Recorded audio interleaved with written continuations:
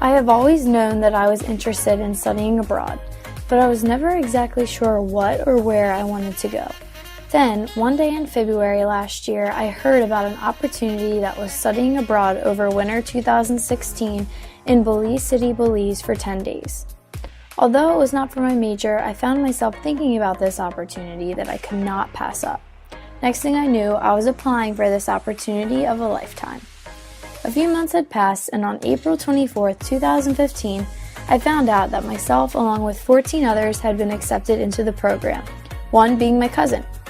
I was filled with excitement and could not believe that in 9 short months, I would be in Belize City at a primary school teaching teachers and students about different hygiene practices, as well as work in an arts and literature camp after school. It was exhilarating to know that I was going to be able to do this on my own. I felt like it was my first real adult decision I was able to make. Before I knew it, summer was over and I had saved up the money to go. First semester flew by and all of a sudden it was winter break. I was back at school preparing for this journey. Prior to our departure, we had class meetings where we got together to plan and prepare all the lessons for our time at the school. We practiced teaching the lessons and got familiar with one another. On the last day of class, we found out what grade, or standard, that's what they call it in Belize, that I would be working with. It ended up being 2H, which is 2nd grade here in the US. The next day, we were off to BWI at 4:30 a.m. to start our journey to Belize. We landed in Belize in the early afternoon, and it was very warm out, about 83 degrees. We got to our hotel and could not wait to check out the city, so we all decided to go on a walk. The first thing I noticed was how poor this area was. All of the houses would be considered condemned here in America, but Belize, they're just grateful to have a roof over their head. We got to witness a funeral which seemed to be more of a party and very different to what we are used to with traditional funerals here. There was dancing, music, and more smiles than tears. The next day was our first day working with the students and teachers at St. Mary's Primary School. Throughout the week, we taught lessons about germs, emotions, the environment, and how to brush their teeth correctly. The one that stood out to me most was the emotions lesson.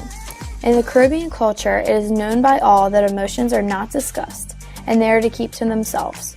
In the lesson, we were there going against what they always knew and encouraged them to talk about how they were feeling. One student, Jafet, shared that he felt very scared when someone would take him, and when his dad sold drugs.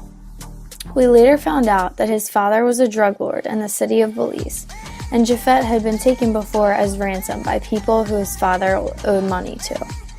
Unfortunately, a decent amount of students in that classroom had similar situations, and we could tell that a lot of the kids felt relieved after being able to talk about their situation and how they felt about it. On the last day at school, we went on a field trip to the Mayan ruins with 10 students from our class. They were all so excited to have the opportunity to go to this historical site because many of them had never been able to do anything like that before. Before I knew it, though, this amazing day came to an end and we went back to the school to take the students that came with us back to their classroom. It was finally the moment I'd been dreading the whole entire trip. It was time to say goodbye to my students in 2H. The teacher that we were with all week, Ms. Herrera, gave each student the chance to get out of their desk and walk to the front of the tiny classroom to give us a hug and thank us. I thought for about 3 seconds that I would be okay and not cry, but as soon as the first student came up to give me a hug, he immediately started to cry, and so did I.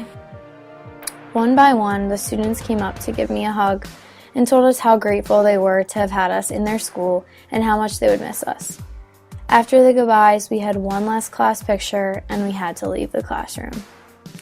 A wave of emotions came over me, even worse now since I was not in front of the kids anymore. I was not even the slightest bit ready to say goodbye to any of those unforgettable people. Those 5 days in the classroom, each and every student and Ms. Herrera will never be forgotten. I think about them all every single day and picture them in their little classroom reciting their times tables as they always did. I will hear them saying, "Good morning, Miss Val, you are welcome this morning." And I will definitely remember how grateful they were for every little thing that we did for them while we were there. This experience has changed me as a person as well as a teacher. I can honestly say that because of this opportunity, I am grateful for so many things we always take for granted. For example, brushing our teeth with clean water or even having running water at all. I also know that I will be more aware of how a student's personal life may affect how they are in school, and I will be more willing to help them in any way that I can. St. Mary's Primary School gave me a study abroad experience of a lifetime, and if I ever get the opportunity to travel back to Belize again, St. Mary's will be my first stop.